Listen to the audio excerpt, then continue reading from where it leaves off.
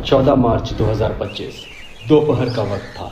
एक हाईकोर्ट जज जस्टिस यशवंत वर्मा अपने घर पर नहीं थे। वो एक जुडिशियल सेमिनार अटेंड कर रहे थे। तभी उनके ऑफिशियल रेसिडेंस के स्टोर रूम में आग लग जाती है। फायर ब्रिगेड आती है, पुलिस आती है, आग बुझाई जाती है और फिर राख के बीच से मिलता है कुछ ऐसा जो सबको हिला देता है। कैश, बहुत सारा कैश। कुछ जला हुआ, कुछ बच गया। उस दिन सिर्फ एक घर नहीं जला था, न्याय प्रणाली की क्रेडिबिलिटी पर भी सवाल उठ गया था।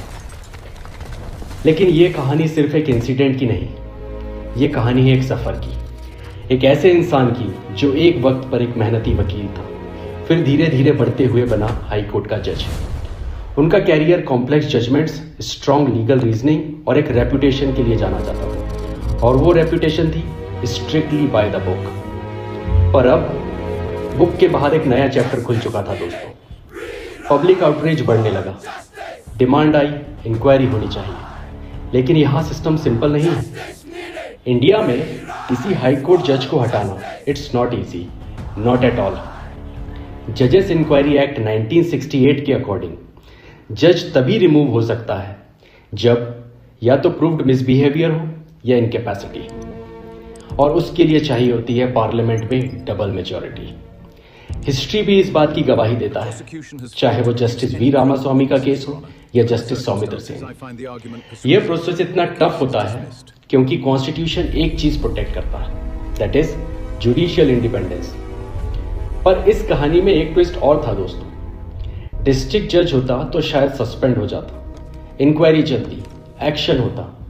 पर हाईकोर्ट जज, उनको सस्पेंड नहीं किया जा सकता। वो तब तक अपनी कुर्सी पर रहते हैं जब तक इम्पीचमेंट कंप्लीट ना हो या वो खुद रिजाइन ना कर दें। और फिर आती है अप्रैल 9, 2026। संसद में 146 सिग्नेचर्स के साथ मोशन तैयार था। सबको लग रहा था अब एक हिस्टोरिक इम्पीचमेंट होगा, लेकिन something shocking happened. Justice Verma ने खुद ही रिजाइन कर दिया। Game suddenly changed. क्यों? क्योंकि जब आप रिजाइन कर देते हो, आप कॉन्स्टिट्यूशनल पोस्ट पर रहते ही नहीं, और जब आप पोस्ट पर नहीं तो रिमूवल का सवाल भी नहीं। और एक और लीगल कॉम्प्लिकेशन इस केस में है। करप्शन केसेस में सुप्रीम कोर्ट ने Neeraj Dutta versus NCT of Delhi case में स्पष्ट किया है कि डिमांड प्रूव करना जरूरी है। मतलब सिर्फ पैसे मिलना काफी नहीं, यह प्रूव करना पड़ता है कि ब्राइब मांगा गया था, और ये प्रूव करना सबसे मुश्किल काम होता है। अब क्या हुआ? अब जस्टिस वर्मा एक जज नहीं, एक आम नागरिक है। उन पर अब वो कॉन्स्टिट्यूशनल शील्ड नहीं है। इन्वेस्टिगेटिंग एजेंसीज अब सीधा एक्शन ले सकती हैं, पर उनका फ्यूचर? आर्टिकल 220 के अकॉर्डिंग वो अपने हाई कोर्ट में प्रैक्टिस नहीं कर सकते। सुप्रीम कोर्ट का रास्ता खुला है, पर सच यह है उनका कैरियर अब कोर्ट नहीं, इन्वेस्टिगेटिंग एजेंसीज तय करेंगी। एंड में एक सवाल यह नहीं कि ये एक इंसान गिरा कि नहीं, सवाल यह है क्या सिस्टम खड़ा रहा?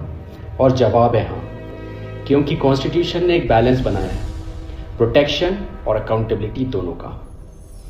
यह थी कहानी एक कुर्सी की, एक आग की और एक सिस्टम की, जो अभी भी चल रहा है। अगर आपको ऐसे ही लॉ और पॉलिटिक्स के पावरफुल ब्रेकडाउन्स चाहिए तो फॉलो करें द पॉलिटिकल जजमेंट, और अपनी राय कमेंट बॉक्स में ज़रूर शेयर करें।